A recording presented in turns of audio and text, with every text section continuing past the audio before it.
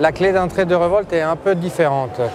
Je dirais que Revolt, c'est une petite citadine luxueuse, très compacte, et elle mesure 3,68 m. Donc elle fait 28 cm de moins que la DS3 que vous avez à côté. Donc vraiment petite, compacte, qu'on a voulu très luxueuse. On a exploré des univers qui ne sont pas automobiles pour essayer de voir où est-ce qu'on pouvait faire du luxe de manière différente, pas canonique, pas segment H normal. Et donc on se dit, qui sommes-nous? On est Citroën, c'est la marque la plus parisienne parmi les 3 marques françaises. Donc Paris, capitale de la mode, capitale de la cosmétique, avec des orfèvres de renommée, avec plein d'inspiration, d'où ce traitement en couleur matière, avec plein de textures différentes, des brillances, des matités, des nacrés, des poudrés. La capote, elle est en blanc cassé, légèrement nacré. Il y a plein de petites subtilités. Et on a voulu enrober ce concept avec une robe qui restait quand même très automobile parce que la voiture est féminine d'un côté, mais plutôt masculine dans sa morphologie, dans son architecture. Donc les fondamentaux automobiles bien respectés, les roues bien sorties, bel passage de roues et avec quelques citations. Vous avez parlé de la 2 chevaux, mais il n'y a pas que du 2 chevaux, il y a aussi des morceaux de DS, quelques citations d'un autre passé. On fête quand même cette année 90 ans. C'est une marque qu'on croit maintenant décomplexée, on est émancipé. Je crois qu'au style, on a fait un travail conséquent dans les dernières années. On s'est dit qu'on pourrait se permettre de regarder quelques petites touches qui restent dans l'univers graphique, hein. C'est très important à noter.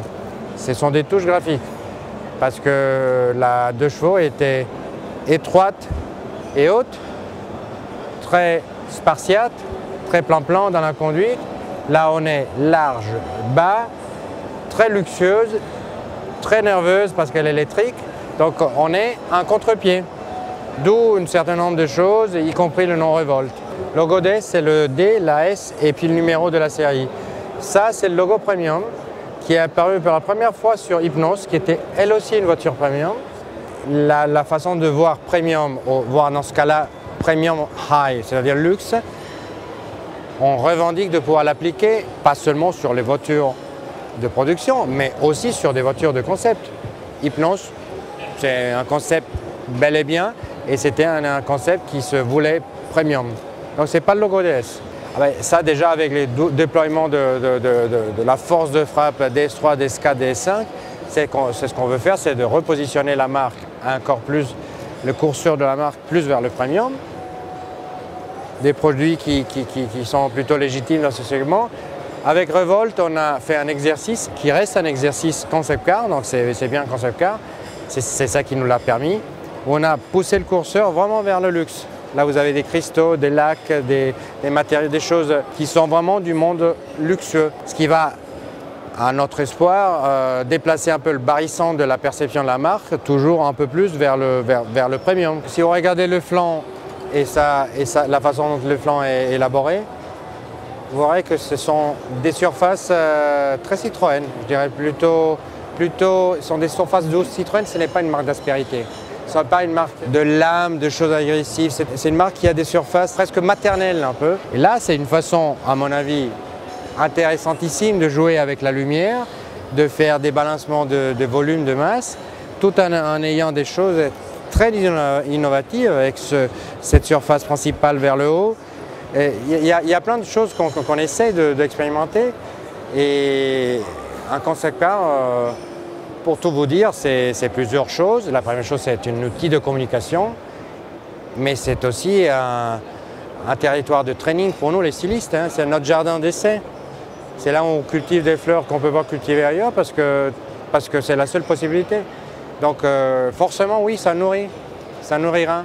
Je ne sais pas vous dire quand et comment, mais ça nourrira. Les stylistes déjà commencent à faire des choses. Ah oui, on peut... C'est un continu. En fait, la réalité aussi, c'est que le produit d'un studio, c'est toujours une globalité. Le produit ça, oui, certes, c'est le fruit de l'équipe Revolt. Mais on capitalise sur les résultats de ce qu'ont fait les collègues avant. les stylistes d'avant. Et c'est ça que je trouve très magique. Et d'ailleurs, c'est ma définition très personnelle du professionnalisme d'un centre de design. C'est quand la consistance des résultats, elle est là. Je ne dirais pas que c'est facile, mais ça peut se faire d'avoir un coup bien réussi. Il y a des constructeurs qui font paf, super, génial, ah, belle voiture, oh, tout le monde, super. Après, le coup d'après, boum.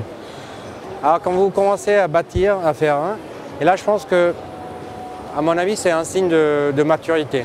Mais je dirais que de manière plutôt subtile, même si elles se renouvellent,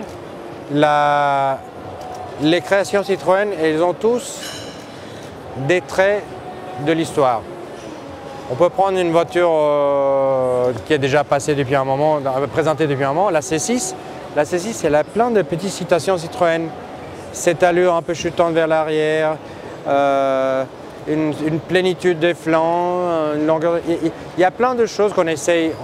En fait, c'est une marque extraordinaire, Citroën, pour dessiner.